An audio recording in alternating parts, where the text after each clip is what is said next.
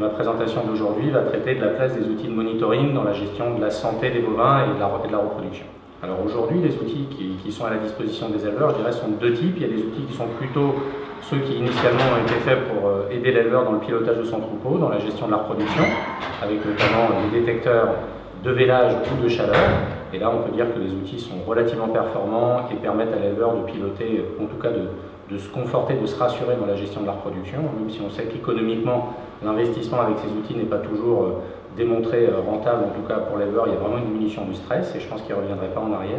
Et puis une deuxième catégorie d'outils qui ont plutôt comme vocation la santé, et là-dedans encore deux parties, soit je dirais des outils qui initialement ont été développés pour la gestion de la reproduction et on essaye d'utiliser les données produites pour gérer la santé,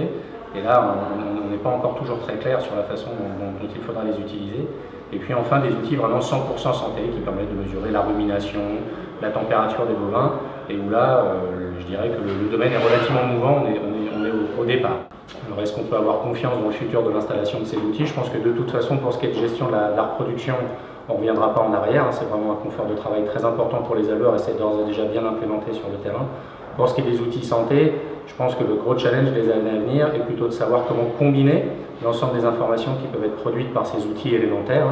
de façon à fournir les meilleures informations et puis surtout des conduites à tenir aux éleveurs, voire même aux vétérinaires à partir du moment où une ou plusieurs alertes sont générées.